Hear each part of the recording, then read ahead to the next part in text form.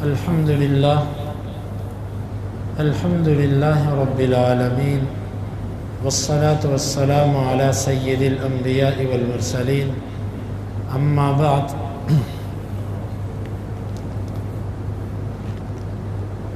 علم میراث شروع کرنے سے پہلے کچھ چیزوں کا سمجھنا ضروری ہے۔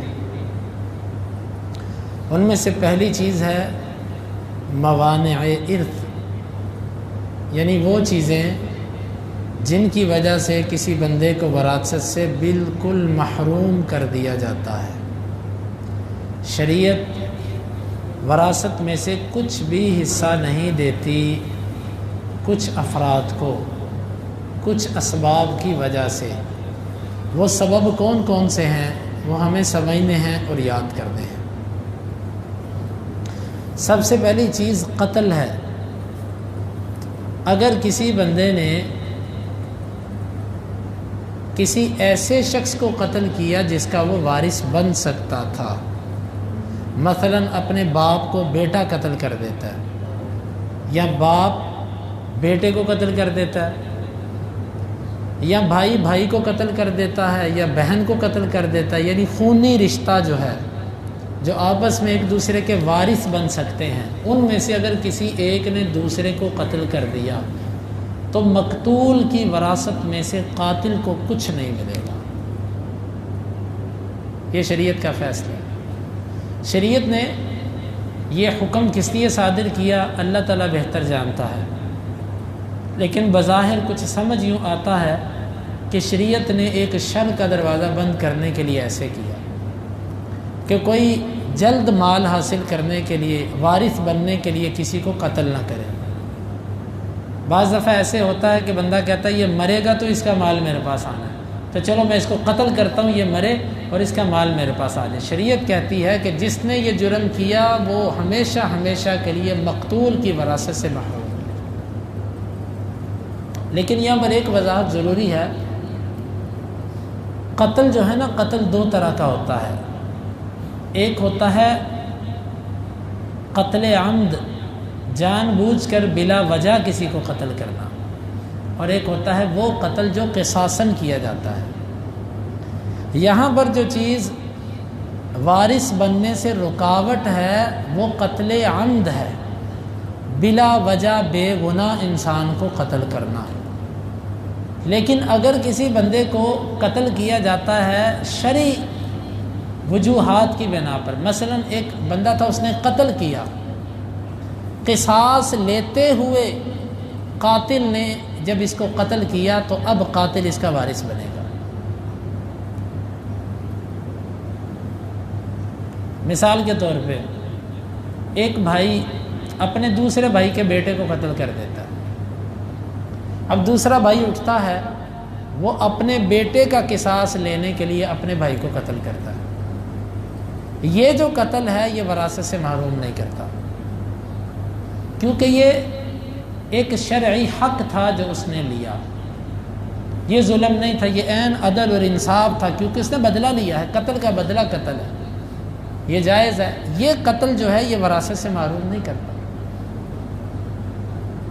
یا اسی طرح اگر کوئی بندہ زنا کرتا ہے شادی شدہ ہونے کے بعد، شرعی حکومت یہ فیصلہ کرتی ہے کہ آپ اس کو قتل کر دو، اس کو رجم کر دو۔ اب اس کو رجم کرنے والے جو لوگ ہیں جو اس کو پتھر مار مار کے ماریں گے، وہ اس کے وراثت سے محروم نہیں ہو سکتے اگر اس کے وہ رشتہ دار ہیں تو ان کو وراثت ملے گی، کیونکہ انہوں نے کہ شریعت کے حکم پر عمل کیا۔ تو خلاصہ یہ نکلا، عام طور پر یہ بات کہی جاتی ہے کہ قتل کی وجہ سے بندہ وارث نہیں بنتا، لیکن یہ تفصیل ضروری ہے کہ کون سے قتل کی وجہ سے انسان وراثت سے محروم ہوتا ہے۔ وہ قتل عمد ہے، ظلماً جو قتل کیا جاتا ہے وہ قتل ہے، اور قتل خطا بھی اس میں شامل نہیں ہے۔ قتل خطا یہ ہوتا ہے کہ انسان سے غلطی کی بنا پر ایک قتل ہو گیا، نہ اس کا قصد تھا، نہ اس کا ارادہ تھا، نہ اس کا کوئی عمل ایسا تھا۔ مثلا مکہ مارا، مکے سے انسان مر گیا۔ مکے سے عام طور پر انسان نہیں مرتا، لیکن بعض دفعہ نہ چاہتے ہوئے ایسا ہوتا ہے کہ مکے سے انسان مر گیا۔ یعنی کہ جو قتل خطا ہے یا ایک بندہ شکار لے رہا تھا، شکار لیتے لیتے اپنے ہی بھائیوں میں سے، ساتھیوں میں سے کوئی بھاگا، اچانک فائر اس کو لگ گیا، یہ قتل خطا ہے۔ قتل خطا بھی وراثت سے محروم نہیں کرتا۔ تو صرف ایک قسم ہے قتل کی، وہ قتل عمد، ظلماً جو جان بوجھ کر قتل کیا جاتا ہے، اس قاتل کو مقتول کی وراثت میں سے کچھ نہیں ملے گا، پہلی چیز۔ دوسری چیز ہے غلامی۔ جو غلام ہے، غلام، شریعت نے غلام کو وراثت سے محروم کیا ہے۔ آج کے دور میں غلامی نہیں ہے، لیکن ایک مسئلہ سمجھانے کے لیے میں آپ کو بتا دوں۔ مثال کے طور پہ ایک آدمی فوت ہوا، اس کے بیٹوں میں سے کوئی ایک بیٹا غلام ہے، تو جو بیٹا غلام ہے نا، اس کو اپنے سکے باپ کی وراثت میں سے کچھ نہیں ملے گا، غلامی کی وجہ سے۔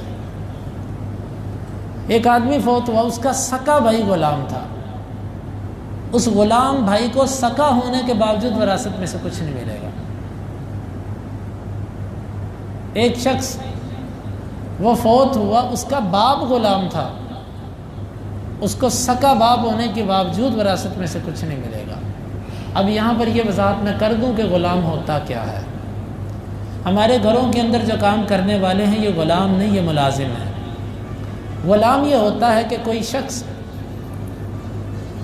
کفر کی جانب سے اٹھا، مسلمانوں کے خلاف لڑائی کرنے کے لیے آ گیا، اسلامی لشکر نے کچھ کافروں کو قیدی بنا لیا، جن کو یہ غلام ہوتے ہیں۔ پھر آگے سے ان کا سلسلہ چلتا ہے نسل در نسل، پھر جب ان کو پکڑ کے غلام بنایا جاتا ہے، پھر جب آگے ان کی شادی ہوتی ہے تو ان کی اولادیں بھی غلام ہوتی ہیں۔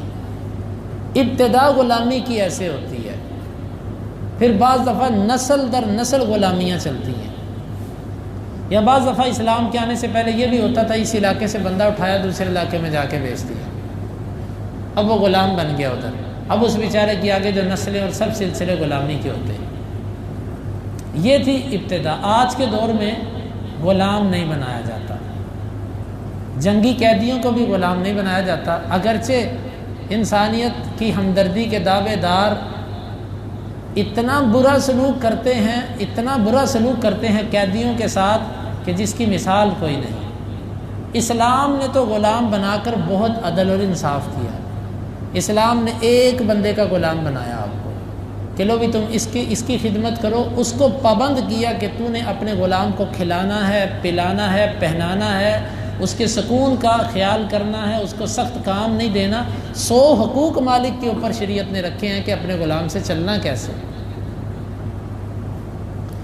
حتیٰ کہ ایک صحابی نے ایک دفعہ اپنے لونڈی کو برا بھلا کہہ دیا، یبن السودا، ایک غلام کو یوں کہہ دیا، او کالی کے بچے۔ نبی کریم صلی اللہ علیہ وسلم نے فرمایا انک امرؤ فیک جاہلیہ، تو ایسا شخص ہے تیرے اندر جاہلیت والی عادات ابھی موجود ہے۔ اندازہ کریں اپنے غلام کو اتنا کہا تو ہمارے نبی صلی اللہ علیہ وسلم نے کتنے ڈانٹ والے لفظ استعمال کیے۔ شریعت نے اگر ایک بندے کا غلام بنایا نا تو شریعت نے اتنا پابند کیا کہ جس کی مثال نہیں۔ اور بہت سارے غلام کے حقوق پر احادیث ہے جو میرا موضوع نہیں ہے۔ تو غلامی جو ہے نا، بہرحال جو بندہ غلام بن گیا کسی بھی طریقے سے، وہ اب کسی آزاد آدمی کی وراثت کا حصے دار نہیں بن سکتا، چاہے وہ اس کا سکا باپ مر جائے، چاہے بھائی مر جائے، چاہے بیٹا مر جائے، چاہے بیوی مر جائے، وہ حصے دار نہیں بن سکتا۔ 2 سبب ہو گئے، ایک قتل، دوسرا غلامی، اور تیسرا سبب اور آخری سبب، تیسرا سبب ہے ارتداد، مرتد ہو جانا۔ اگر کوئی شخص مرتد ہو جائے تو اس کو وراثت میں سے کچھ نہیں ملتا۔ حدیث کے اندر آتا کہ لا یرث المسلم الکافر ولا الکافر المسلم، کافر مسلمان کا وارث نہیں بنتا، مسلمان کافر کا وارث نہیں بن سکتا۔ مثال کے طور پہ اللہ نہ کرے کسی کا بیٹا کافر ہو جاتا ہے، دہریہ بن جاتا ہے، جس طرح کہ آج بہت سے بچوں کے اندر الحاد پھیل چکا ہے، اسکولوں، کالجوں، یونیورسٹیوں کے اندر۔ اصولی طور پر یہ ملحد بے دین ہے، دائرہ اسلام سے خارج ہیں، ان کو وراثت میں سے حصہ نہیں دیا جائے گا۔ جو قرآن و حدیث کا منکر بن گیا وہ دائرہ اسلام سے نکل گیا، وہ وارث نہیں بن سکتا۔ آج ہمارے کالجز یونیورسٹیز کے اندر ایسی فضا بنائی جا رہی ہے۔ اب آئیے، مرتد جو ہے یہ اس کو وراثت نہیں ملے گی۔ کسی کا بھائی، کسی کا بیٹا، کسی کا باپ کافر ہے تو اس کو وراثت نہیں ملے گی۔ مثلا کسی بندے نے کسی اہل کتاب عورت سے شادی کی، یہودیہ سے یا عیسائیہ عورت سے شادی کی۔ اہل کتاب سے شادی کرنا جائز ہے، یہودی ہو عیسائی ہو، لیکن اس کی کچھ شرطیں ہیں، لیکن جائز ان شرطوں کے ساتھ۔ اب بیوی بنا کر تو آپ اس کو رکھ سکتے ہیں، اس کی اولاد آپ کی اولاد ہے، لیکن اگر آپ مر جاتے ہیں وہ اپنی عیسائیت پر کھڑی ہے تو باوجود بیوی ہونے کے وہ آپ کی وارث نہیں بن سکتی، وہ وارث نہیں بن سکتی۔ اہل کتاب کے سوا تو کسی اور عورت سے شادی جائز بھی نہیں۔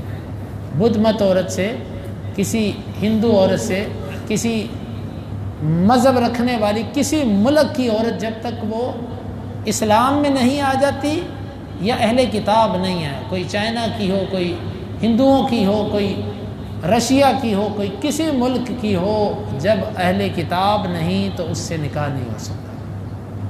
اگر کوئی کرتا تو وہ زنا ہے، اولاد جو ہے اس کا حکم خود وہ سمجھ لے۔ اب ارتداد بھی سبب ہے وراثت سے محروم ہونے کا۔ لا یرث المسلم الکافر ولا الکافر المسلم۔ ہمارے معاشرے میں رہتے ہوئے بھی کچھ ایسے فرقے ہیں کہ جو دائرہ اسلام سے خارج ہیں۔ کوئی مرزائی ہو جاتا ہے تو وہ وراثت سے محروم ہے، کوئی صحابہ کرام پر تبرہ شروع کر دیتا ہے، امی عائشہ کو، ابو بکر صدیق، عمر فاروق، عثمان غنی کو وہ دائرہ اسلام سے خارج کہتا ہے، ان پر کفر کے فتوے لگاتا ہے، اشارے کنائے میں ان کی توہین کرتا ہے، یہ بندہ دائرہ اسلام سے خارج ہے، اس بندے کو نہ وراثت ملے گی نہ اس کا وارث بنا جائے گا۔ اور کمال یہ ہے کہ مسلمان بھی اس کا وارث نہیں بنے گا اور وہ بھی مسلمان کا وارث نہیں بنے گا۔ لیکن اس میں بعض اہل علم کہتے ہیں کہ کافر مسلمان کا وارث تو نہیں بن سکتا، لیکن مسلمان کافر کا وارث بنے گا۔ یہ بات صحابہ کرام کا بھی یہ موقف تھا، لیکن بہرحال زیادہ معروف وہ یہی ہے کہ جب کوئی مرتد ہو گیا تو یہ بھی ایک سبب ہے، مرتد کو وراثت میں سے کچھ نہیں دیا جائے گا۔ خلاصہ، 3 قسم کے تعلق ایسے ہیں، 3 اسباب ایسے ہیں جب کسی رشتہ دار میں آ جائیں تو اس کو وراثت نہیں ملتی۔ نمبر 1 قتل کی وضاحت کر دی میں نے، نمبر 2 غلامی، اور نمبر 3 کہ اگر کوئی مرتد ہو جاتا ہے تو وہ دائرہ اسلام سے خارج ہے، بھلے وہ اپنے آپ کو مسلمان کہتا رہے۔ اگر وہ واقعتاً مرتد ہو چکا ہے، علماء قرآن و حدیث کی روح سے وہ مرتد ہو چکا ہے، دائرہ اسلام سے نکل گیا، وہ وارث نہیں بن سکتا۔ اس کے علاوہ چوتھا کوئی سبب نہیں ہے، لیکن چوتھی چیز کو بڑی اچھی طرح سمجھیے گا۔ ہمارے معاشرے کے اندر ایک چوتھی چیز بھی چلتی ہے جس سے وراثت کو محروم کیا جاتا ہے، وہ ہے آق۔ جی میں اپنے بیٹے کو آق کرتا ہوں۔ آق کا لفظی معنی تو ویسے ہوتا ہے کہ نافرمانی کرنا، کاٹنا، تو میں اپنے بیٹے کو اپنی جائیداد سے کاٹتا ہوں۔ اکثر اخبارات کے اندر اشتہارات آتے ہیں کہ میں اپنے بیٹے کو بوجہ اس نافرمانی کے اپنی وراثت سے آق کرتا ہوں۔ یہ جائز ہی نہیں ہے، یہ شریعت نے آپ کو اختیار نہیں دیا کہ آپ کسی کو وراثت سے محروم کر سکیں۔ وراثت اللہ تعالیٰ نے تقسیم کر دی، اللہ تعالیٰ نے بیان کر دی۔ اللہ تعالیٰ کی بیان کی ہوئی وراثت میں کوئی مداخلت نہیں کر سکتا۔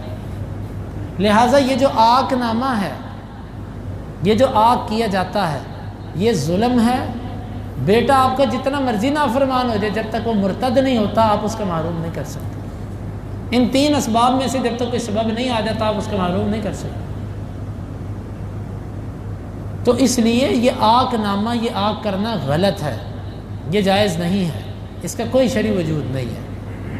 بیٹا اگر آپ کا نافرمان ہے تو وہ آپ سے، اللہ سے سزا پائے گا اس کی، لیکن آپ تو اللہ کے نافرمان نہ بنے۔ وہ آپ کے حقوق ادا نہیں کر رہا، لیکن شریعت نے جو آپ کے ذمے کچھ حق رکھے ہیں آپ تو ان کو ادا کرتے رہیں۔ ہمارے ہاں رشتے انتقام بن چکے ہیں، صلہ رحمیاں انتقامی ہیں، تعلقات انتقامی ہیں۔ آپ میرے ساتھ احسان کریں گے، تعلق رکھیں گے تو میں بھی رکھوں گا، نہیں تو نہ صحیح۔ یہ انتقامی مزاج اور انتقامی ذہنیت اچھی نہیں ہے۔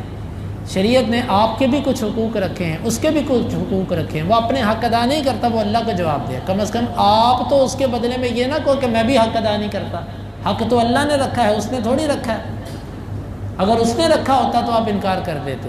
تو اس لیے یہ جو مسئلہ ہے آگ کرنے کا یہ غلط ہے۔ اس کے ساتھ ایک اور مسئلہ ہمارے معاشرے کے اندر پایا جانے والا وہ یہ ہے کہ عام طور پر جب کوئی شخص دوسری شادی کرتا ہے، بچے جوان ہوتے ہیں، اولاد جوان ہوتی ہے، اکثر والدین کے بارے میں یہ آتا ہے کہ بیگم فوت ہو گئی، باپ 50-60 سال عمر ہے، اب وہ چاہتا ہے کہ مجھے کوئی رفیق حیات ملے۔ شادی کا مقصد صرف جنسی تسکین نہیں ہوتا، شادی کی اور بھی بہت سارے تقاضے ہیں۔ انسان کو صرف ایک ساتھی چاہیے۔ اللہ نے یہ رشتہ ایسا بنایا کہ میاں بیوی اکٹھے ہوں، کچھ نہ بھی ان کا تعلق ہو تو ایک دوسرے کو سکون رہتا ہے۔ اللہ نے یہ رشتہ ایک ساتھی چاہیے، ایک اچھا دوست چاہیے۔ مقصد یہ تھوڑی ہوتا ہے کہ ہر جگہ پر شادی کا مقصد تسکین ہے۔ اب بوڑھا باپ شادی چاہتا ہے، مقصد کہ میرے کھانے کا کوئی خیال کرے، میری ضروریات کا خیال کرے، میں رات کو اکیلا کمرے میں سوتا ہوں، میرے ساتھ کوئی باتیں کرنے والا ہو، میں کسی سے دکھ چکھ اپنے بتاؤں، سناؤں۔ اولاد باپ کی شادی نہیں ہونے دیتی۔ کیوں نہیں ہونے دیتی؟ کہ وہ جو عورت آئے گی نا پھر وہ وارث بن جائے گی۔ ہمارا باپ اگر مر گیا تو وہ عورت وارث بنے گی۔ یہ اکثر لوگوں کے دلوں کے اندر یہ چیز ہے، اور کئی مسائل میرے پاس ایسے آئے ہیں کہ جی ہم نے اس کو حصہ نہیں دینا، یہ ہماری کچھ نہیں لگتی، اور تم کون ہوتے ہو اس بات کو کرنے والے؟ اللہ کے بندے، وہ تمہارے باپ کا مال ہے، تمہارے باپ کے مال میں سے وہ 8ویں حصے کی حقدار ہے، آپ اس کو کون ہوتے ہو؟ اور بعض باپ بھی اتنے تیز ہوتے ہیں کہ وہ یہ نہیں چاہتے، وہ کہتے ہیں صرف اپنا مطلب پورا کر لو، وہ پہلے ہی سب کچھ بچوں کے نام لگا کے کہتے ہیں میں نے تو سب کچھ دے دیا بچوں کو، وہ بچوں کا ہو گیا۔ یہ سب دھوکے ہیں، یہ فراڈ ہیں۔ اللہ سے چلاکیاں کر کے کوئی چلاک نہیں بن سکتا۔ جو کوئی یہ چلاکیاں کرنے کی کوشش کرے گا نا وہ اپنا ہی نقصان کر رہا ہے، اللہ تعالیٰ کا کوئی کچھ بھی نہیں بگاڑ رہا۔ تو بھائیو، شریعت نے بیوی کو 8واں حصہ دیا۔ ایک بندے کی جتنی بھی بیویاں ہوں وہ آپ کی ماں لگتی ہے کہ نہیں لگتی، لیکن اگر آپ کے باپ کی وہ بیوی ہے تو وہ وراثت کی حقدار ہے۔ پھر اکثر لوگ یہ کہتے ہیں اچھا چلو تھوڑا بہتا دے دو، تھوڑا بہتا لے لو۔ بھئی آپ کون ہوتے ہیں اللہ تعالیٰ کے قانون میں ترمیم کرنے والے؟ جب تک آپ پورا حصہ نہیں دیتے اس وقت تک آپ نے اللہ کے حکم کو نہیں مانا، آپ خائن ہیں، آپ اللہ کے حکم کے نافرمان ہیں۔ اور آخری چیز، ہمارے معاشرے کے اندر بیٹیوں کو، بہنوں کو بھی حصہ نہ دینے کی یہ بھی ایک اعتبار سے ہمارے معاشرے میں یوں کہہ لیجئے کہ بیٹی ہونا اور بہن ہونا بھی موانع ارث میں سے ہے۔ اکثر لوگ یہ کہتے ہیں بیٹیوں کو حصہ تو نہیں دیا جاتا،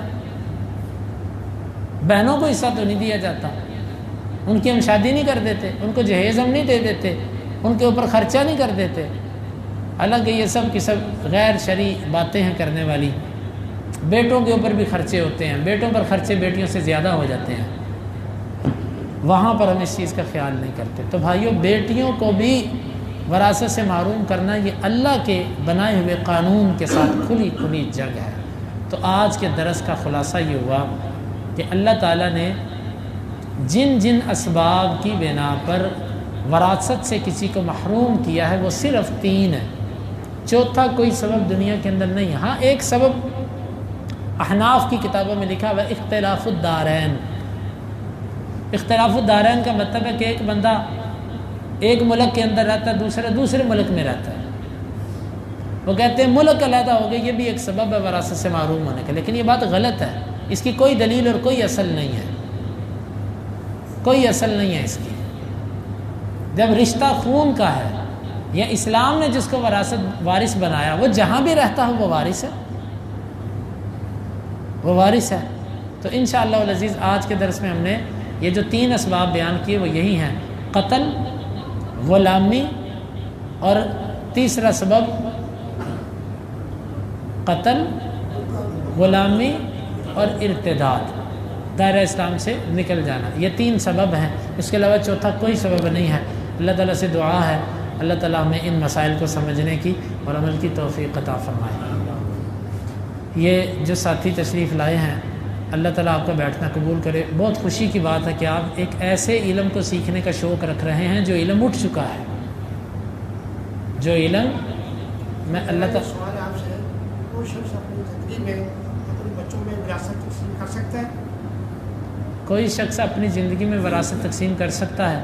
جی پہلی تو بات ہے کہ وراثت کی اصل تعریف ہی یہ ہے کہ مرنے کے بعد جو مال تقسیم ہوتا ہے، لیکن بعض دفعہ ایسے ہوتا ہے ایک بندے کو پتہ ہے کہ میں اگر مر گیا تو میرے بچے لڑیں گے، حقدار کو حق نہیں دیں گے، جس کا زور چلے گا وہ زیادہ لے جائے گا، جو کمزور ہے اس کو کچھ بھی نہیں ملے گا، یا اگر سارے ہی طاقتور ہیں تو ان میں سے کسی کے ہاتھ بھی کچھ نہیں آنا، سارے میرے پیچھے قبروں میں آ جائیں گے۔ اگر یہ ڈر ہے فتنے کا تو وہ اپنی زندگی کے اندر تقسیم کر سکتا ہے، زندگی کے اندر نام لگا دے، لیکن زندگی کے اندر بھی وراثت ویسے ہی تقسیم کرنی ہے جیسے اللہ تعالیٰ نے مرنے کے بعد وراثت کو بیان کیا۔ بیٹی اور بیٹے کو برابر دینے کا مسئلہ بہت سے علماء کا یہ موقف ضرور ہے، لیکن ہمیں یہ سمجھ نہیں آتا۔ ہمارے فہم کے مطابق اگر درست ہے تو اللہ کے تعالیٰ کی طرف سے ہے کہ بیٹی ہو کہ بیٹا ہو، زندگی میں اگر بطور وراثت تقسیم کیا ہے تو وہ اسی طرح کرنا ہے جس طرح 1/2 کی تقسیم اللہ نے قرآن میں کی۔ ہاں اگر تحفہ دینا ہے، گفٹ دینا ہے کسی چیز کو تو اس میں برابری کر دو، لیکن وراثت میں اسی طرح کرنا ہے جس طرح اللہ تعالیٰ نے بیان کیا۔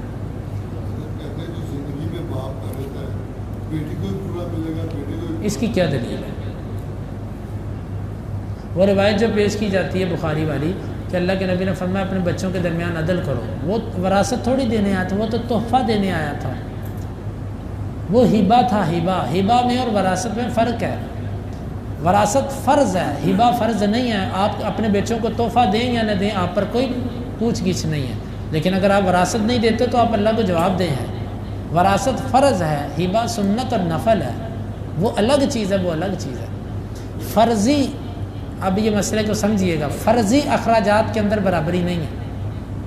میں آپ کو ایک مثال دیتا ہوں۔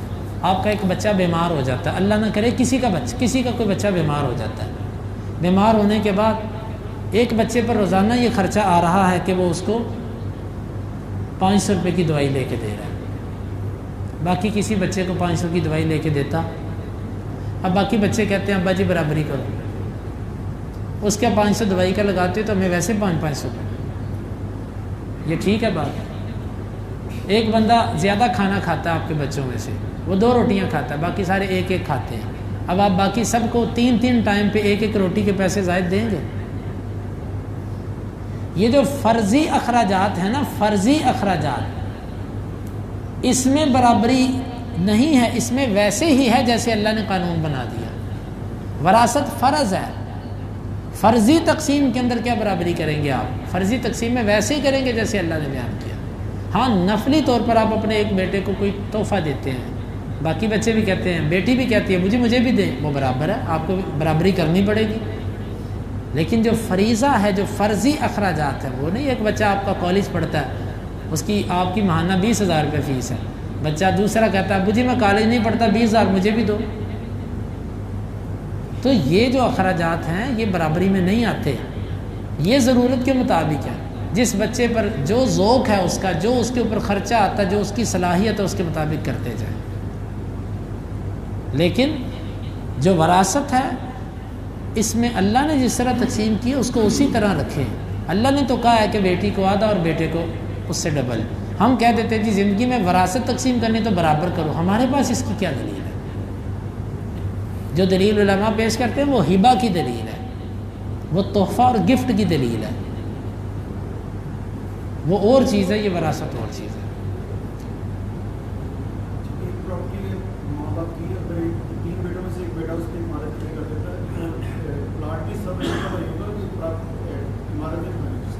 ان کا سوال ہے کہ ایک پلاٹ تھا والدین کا، اس کے اوپر ایک بھائی نے عمارت کھڑی کر دی۔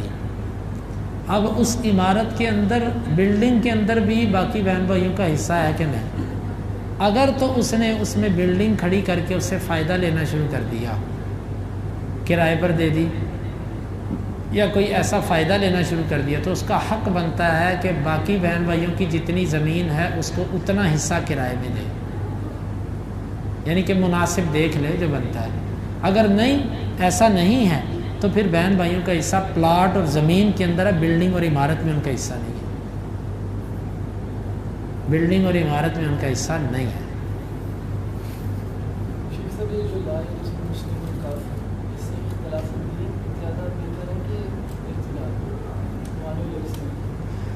اختلاف دین سے مراد ارتداد تو اس کی ایک شاخ ہے نا، ارتداد ایک قسم ہے، اور جو اختلاف دین ہے یہ ایک جنس ہے، بٹ اس میں ابتدائی کافر بھی شامل ہے، اور جو مرتد ہو گیا مسلمان ہو کر کافر ہو گیا وہ بھی شامل ہے۔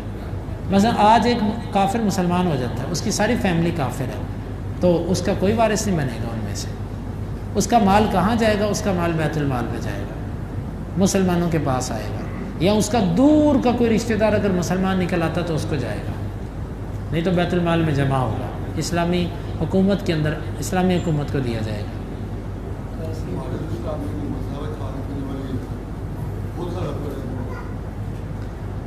بس یہ بات ہے کہ حکومت جیسی بھی ہے جو بھی ہے، یا تو اس کو دے دیں، اگر آپ سمجھتے ہیں کہ یہ خائن ہے، یہ نہیں اس کو لگائیں گے، یہ خود ہی مستحق ہیں بیچارے، تو پھر اس کا ایک اور متبادل بھی ہے کہ آپ اس سے کوئی ہسپتال بنا دیں، کوئی اسکول بنا دیں، ہسپتال یا کوئی ایسا خیر والا کام، ہسپتال ہی زیادہ ضرورت کی چیز ہے لوگوں کی کہ جس سے لوگ فائدہ اٹھاتے رہیں، یا مسجد مدرسے کے لیے وقف کر دیں جائے۔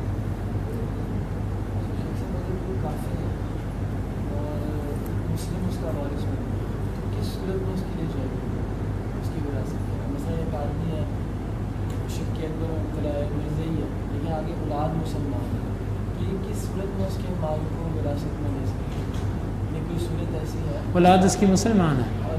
اب بس وہ میں نے آپ سے کہا نا کہ کچھ اہل علم جس میں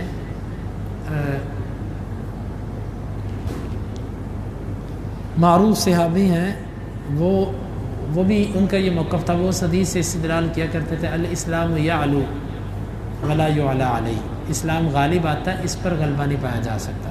وہ کہتے تھے اسلام کا غلبہ یہی ہے کہ کافر کا وارث مسلمان بن سکتا ہے، تو وہ وراثت وہ تو پھر اسی طریقے سے آئے گی نا جو شرعی وراثت ہے، مثلا بیٹے اگر مسلمان ہیں تو باپ کے مال کو برابر پہ تقسیم کر لیں گے۔